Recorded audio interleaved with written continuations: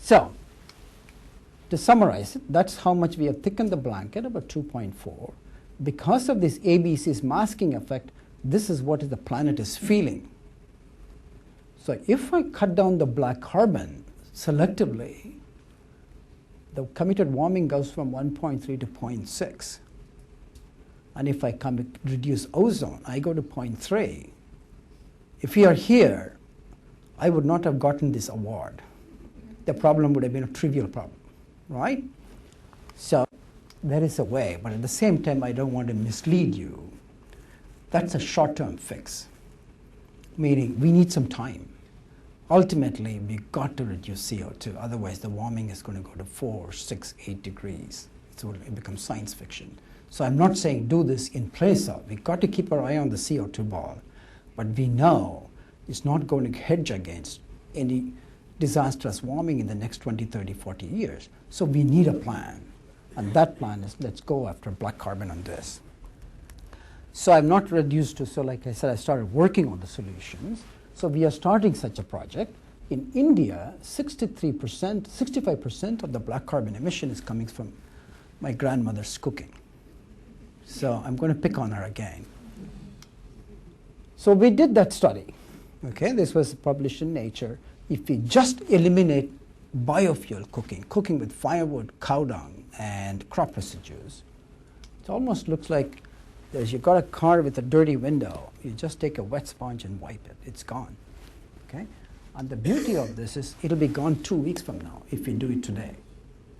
Okay? So we have an immediate, quick fix to the problem. Hopefully that will give us about 10, 20 years' time to have revolutionary technology to bring down CO2.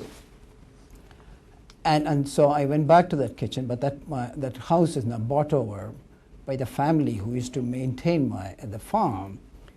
And I wanted to go there to take some pictures, but she insisted I come back and eat her cooking, so she's just cooking a dish for me there. But it was unfortunately using firewood. I told her I'd better stop. Okay? So the project was launched just last month. It was in the Indo-Gangetic Plains, and you can see the village chief.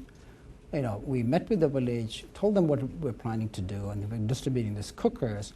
The reason she's touching that, this is a revolutionary stove that has been burning for about 40 minutes by then, and still it's cold outside. So its heat protection capacities is fantastic.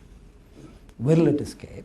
I'm still a bit unhappy. The flame is a little bit brownish. You know, it has to be blue to cut down all black carbon. And then we're also giving them solar-powered lamps because that's the main problem in the villages. There's no electricity. They use kerosene. Kerosene is another source of black carbon. Okay? So the project has gotten started. But one of the things about this project is that it's not just replacing with stoves. We want to do scientific demonstration of what impact it has on the environment so that we can go to the United Nations, to President Obama and say, if you reduce cooking by 1 kilogram, you're going to save so much retreat of the glacier ice. Okay? So most comprehensive measurements we could undertake, and the thing which is going to revolutionize our data collection is using cell phones. We are miniaturizing our instruments. I'll show you some of that. That's being led by, you can guess from the last name, she's my daughter, but she's at UCLA, independent of. And their lab, Deborah, Esther, and Nithya, is leading the effort. And here it's shown, you know, that's one of the miniaturized sensors in the house. Every day there is a filter. So this woman would take a picture of this filter with black carbon and send it out. Okay, so we want to instrument as much as 1,000 of these homes. And then they will also collect epidemiological data, the most carefully planned epidemiological data. It will all be beamed into that. Our dream and vision is that ultimately we'll be able to monitor the air pollution exposure. And I know we have the most distinguished person in this field, Professor Jonathan Samet, who has done pioneering work on this. So ultimately, I'm happy to report to you, just yesterday, I got this message from Andy Revkin, something I've been waiting last 5 years for, to see the government take response. I am pleased to say this black carbon issue has unified both Democrats and Republicans, particularly John Kerry and enough of Oklahoma, but as far apart on most environments as it's possible to be. They both agreed and want to push a legislation on black carbon.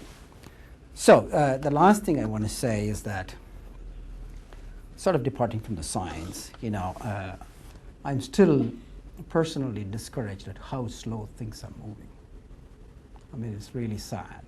And I attended in the last 2 years many high-level meetings, prime ministers and this and that. And what I found, particularly, there was a big meeting in Delhi when I was there. John Kerry was there, our senator, and then Indian prime ministers were there, and Ban Ki-moon from UN.